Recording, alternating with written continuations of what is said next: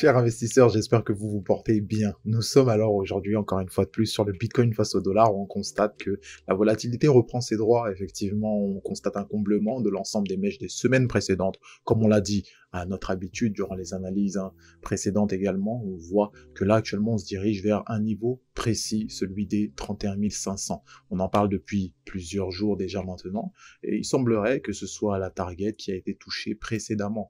On voit juste de manière plus précise à quoi ça ressemble, et c'est assez clair, hein, ma foi.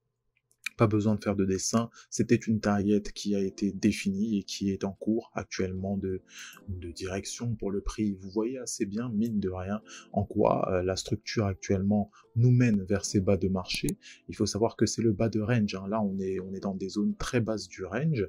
Si elle casse, vous savez que les objectifs comme target baissière du jour sont tout simplement celles des 29 000, on est autour des 29 000, on parle même de 28 500, donc on se tient prêt à ces niveaux-là, on n'est pas du tout étonné si ça arrive, parce qu'on prend nos dispositions en fonction de ça. Être un investisseur, c'est faire des plans, au même titre qu'être un trader, c'est faire des plans, d'accord? On s'y tient. On essaie de savoir, de projeter où est-ce que le prix va se diriger, mais on n'est pas étonné, que ce soit vers le nord ou vers le sud, on n'est pas étonné. On va plus précisément en unité de temps 4 heures. Ce canal baissier, canal donc descendant, on se dirige vers la borne basse de celui-ci. Ça tombe bien, ça correspond sans grand hasard au niveau des 31 500. Donc on s'y approche petit à petit, et là on constitue donc une première touchette au niveau de ce bas de range. Ce bas de range de ce canal descendant. Donc le tout c'est quoi? C'est de savoir si on a une première possibilité de rebond. Et le rebond donc pourrait tout simplement nous ramener vers des 31 000, 32 000, on parle de 33 000 hein, pour la zone la plus haute. On pourrait même viser le haut du nuage Ishimoku hein, pour ceux qui visent la hausse, après hein, avoir touché donc ce bas donc de canal descendant. Pour ceux qui visent la baisse, donc on parle d'une cassure, et encore une fois de ces niveaux qu'on a définis précédemment autour de 28 000, d'accord? Donc on va sur l'unité de temps 1 heure juste pour voir de manière plus précise, et ça saute encore une fois de plus aux yeux, hein, assez bien de quelle manière on se dirige. Ça a été latéral, hein, un jeu de ping-pong actuellement, qu'on se situe, on se décale vers la baisse. Si ça casse, c'est clair que ça va être violent. On l'avait spécifié en début de semaine explosive à venir. Actuellement c'est en cours, ça continue. Il suffit juste hein, de prendre ses dispositions. Actuellement, ceux qui sont à l'aise avec ce marché pourront très bien le trader en visant les targets qui sont définis, mais encore une fois, rien n'est obligatoire. On rappelle, on est en vacances. Où est-ce que se situe la force du marché? Tiens, elle se situe actuellement, comme on le voit assez bien, autour de la latéralisation. On latéralise pas mal. Hein. Comme vous voyez là, pour ce qui est du MACD, ça saute aux yeux. Haussier, baissier, mais ceci dit, on constate quelque chose de très notable, c'est que les moyennes mobiles qui composent le MACD se situent en territoire baissier.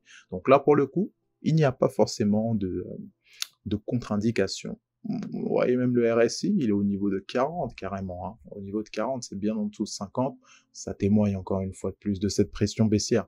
On va faire un petit saut maintenant sur l'homologue, l'Ethereum face au dollar. Et bah, on constate assez bien que la baisse a été totale. Hein. On a quand même rebondi plusieurs fois sur ce niveau des 1930. On l'a pas cassé d'un coup. Hein. Encore une fois, c'était un niveau très fort. Mais actuellement, on se situe au niveau de 1900. Hein. On a fait un plus bas durant la nuit pour aller autour, hein, très proche des 1950, mais pas totalement. Donc on parle des 1870 par là. D'accord? Donc là, on constate assez bien la création d'une tendance baissière. Il n'y a pas forcément besoin de faire de dessin.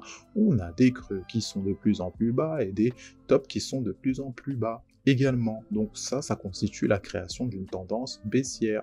Allons en unité de temps 4 heures, s'il vous plaît. Ce qu'on aperçoit, c'est que le fait qu'on soit très éloigné de la Tenkan et de la Kijun, de cette manière, ça témoigne de la puissance de la tendance, qui a été créée suite à quoi? La création d'un double top. C'est vrai qu'avec le recul, il était quand même puissant celui-là, et il a engendré ce double top-là, une poursuite donc de la structure hein, vers le bas. C'est assez clair, donc cassure dans un premier temps des 2000, après on s'est logé autour des 1930, il y avait ce petit niveau assez fort, hein, et là on l'a cassé, on l'avait dit, on l'a cassé, on se situe donc bien plus bas, on s'est rapproché de cette résistance autour des 1860, hein, 70 par là, Donc actuellement, pour ce qui est de l'unité de temps 4 heures, la force se situe du côté des vendeurs, on le constate assez bien, augmentation des histogrammes vers le bas, on constate moyenne mobile depuis qu'il y a eu ce croisement-là, c'est assez clair hein, et manifeste, pas besoin de faire de dessin non plus pour l'indice de force relative. On va prendre donc du recul encore une fois de plus en montant d'unité de temps et en constatant que actuellement là ça fait 3 chandeliers baissiers hein, qui s'enchaînent, donc 3 journées de baisse. Actuellement, on est en cours. Hein. Tout a commencé avec l'avalement de ces 3 dernières journées. On l'avait spécifié, signal chartiste important, ça constitue ce qu'on appelle hein, de manière, donc au niveau de l'analyse, hein, l'analyse des graphiques, au niveau de l'analyse chartiste, donc du chartisme, une avalante. Donc c'est tout simplement un avalement des chandeliers précédents. Ça a été manifeste. La structure, donc le fait que ce soit 3 dernières journées, actuellement, on enchaîne, donc on est dans la 3e journée de baisse consécutive. En soi, ça témoigne de la force du signal qui a été donné précédemment. Le tout, c'est quoi? Le tout, c'est de prendre le temps d'analyser ce qui pourrait venir, les targets baissières, pour ce qui est de l'Ethereum face au dollar. Les targets baissières sont assez clairs. On parle dans un premier temps de la target, donc des plus bas qui ont été précédemment atteints. Donc là, on parle des 1700. Ça, c'est pour la borne basse, hein, d'accord? Si on veut viser maintenant la hausse, on table sur un rebond, ça semble assez évident que les 2000 sont à notre portée. On a un premier barrage autour de 1930, un deuxième barrage au niveau de 1980. Donc, ça va être les barrages à passer pour avoir notre target ultime, celle des 2000. 2013 par là, d'accord? Après, à l'issue de ça, on va également voir à quoi ressemble notre semaine. Notre semaine, bien qu'elle ait comblé le vide créé par la semaine précédente, on se situe donc bien en dessous. Allons-nous aller vers cette target autour des 1700 hein, par là. Bon, c'est la zone extrême basse. C'est pour ceux qui sont bearish, d'accord?